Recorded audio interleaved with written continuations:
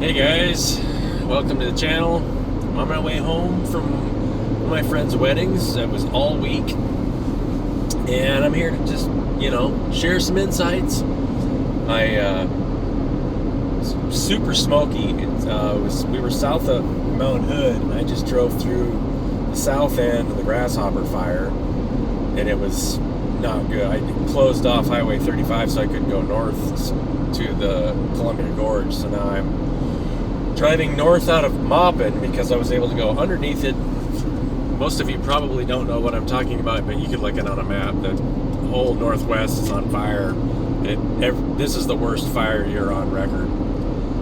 We set records every 5 or 6 years, so it feels like we're moving towards a trend where things are escalating. And that's part of, anything that happens in the world around us it's all part of one another, and it's all moving in the same way if you really recognize the patterns. This is really the purpose behind my YouTube channel, because if we can get grounded in what we're looking at, what we understand, then it relieves pain, because a lot of pain comes from fear of the unknown, of what's going to happen. And when things start to die at an increased rate, there's a lot of fear. That's because you're changing. Everything's changing faster but new is being created at the same time. You can't have one thing die really fast without something new being created. And so the purpose of this channel is to help whoever's watching it understand that that's what's even happening in your own life as you watch the world around you. So, good, Devin, love you. Congratulations on your wedding. If you're watching this video, love you. And what you did this weekend was a really good experiment on having so many different people that didn't know one another, because my friend has, people all over the states, and a lot of different people had to meet a lot of different people in one weekend. It was probably, I would say, of all of the big events that I've ever been to, other than a concert. But a concert, when you go to concerts, everybody is so distributed, nobody really gets to know each other, right? Usually you meet one or two people. And so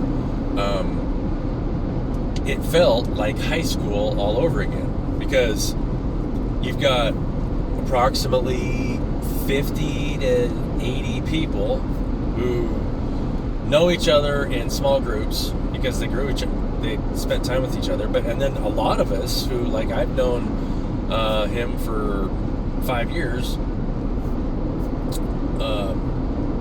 didn't know one another. It was just somebody that he knew that we, over the last 5-6 years.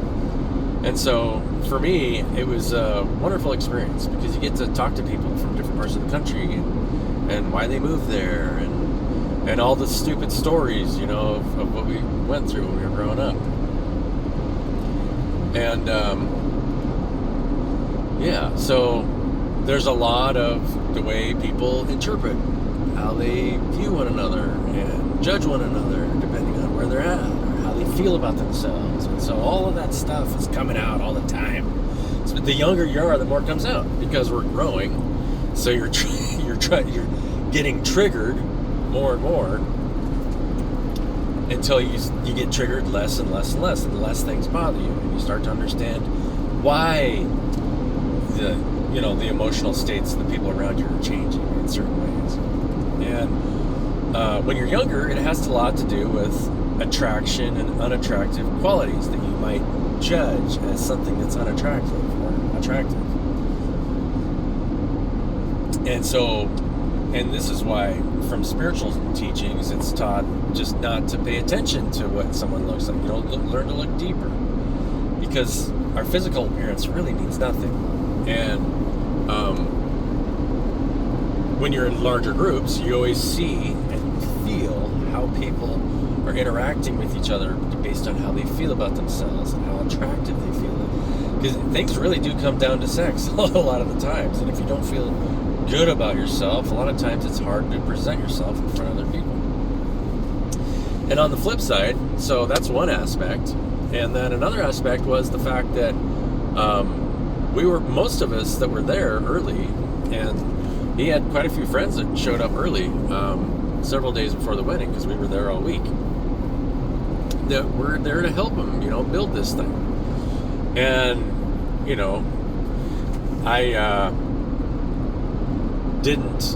I didn't know how much he needed help with, and he asked me to come up on Tuesday. I was like, yeah, sure, I'll come up Tuesday. And from Tuesday through Saturday, we worked. And it's a really good exercise, for one thing, of teaching people how to self-manage. So thanks, Devin, for that, because actually, I'm sure you weren't conscious of it, and I wouldn't have been conscious of it. Maybe. It just depends what my intent was.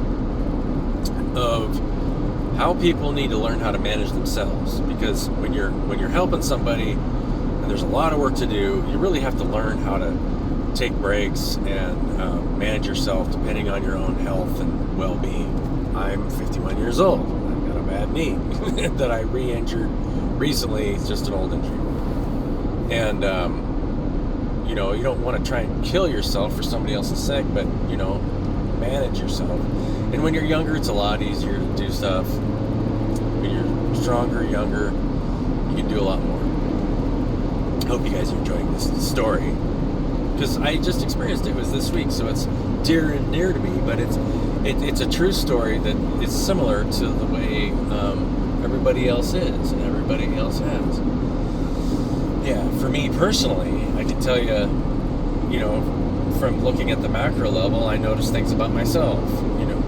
The way I meet new people, because when you meet a lot of new people at the same time, you start to notice things about yourself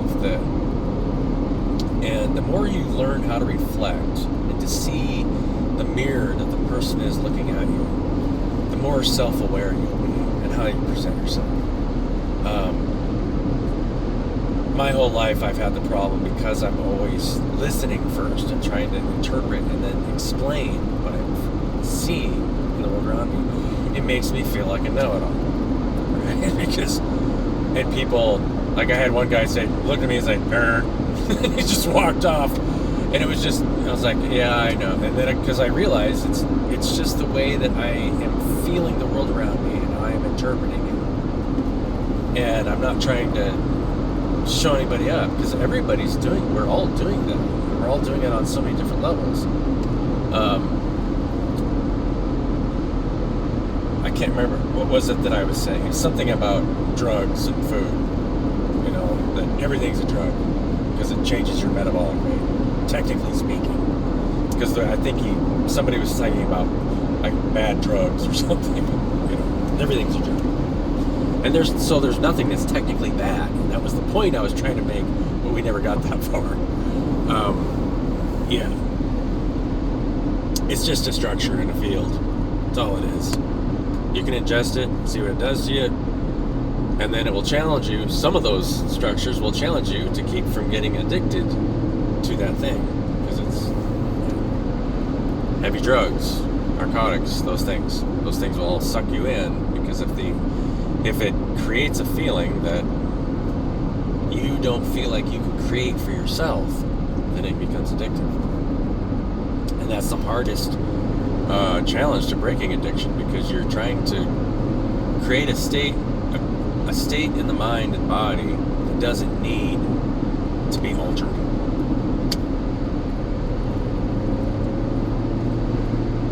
Hunger and all that stuff work that way. So I know I'm covering a lot of different topics, and this is kind of a long video, but I encourage all of you to look at life that way. That it's just a learning experience, and it doesn't matter what stage you're going through, or where you're at, or how self-aware you are. We are all constantly growing. And in communities and traditions, it's why the elderly are always respected, because they've learned so much from interacting with one another. And the ones that learn how to get along and live in peace together, follow those people. I mean, Jesus is one of the most obvious spiritual teachers in recorded history. And it's why he says, blessed are the peacemakers. Because if you're a peacemaker, people are, the younger we are, the more in conflict we are with one another. It's really hard to teach kids how to share, but it's all ours, and that's all the children are doing. They're just trying to fight over their little space in their battle of wills. So have patience. Don't get flustered when people get upset with you, or maybe you trigger somebody. People will get upset with you, especially when you say things that cut to the heart of what's going on around them. Love you guys. Have a beautiful day. I don't want to make this video too long. I'm coming down into the Dalles right now, and I got to head back towards home. It'll be very relaxing to finally get home and sleep for a little while and talk to some people I haven't talked to. Dad told me he missed me. My dad turned 82 this week on Thursday, and I do miss my dad. So, love you guys. Have a great day.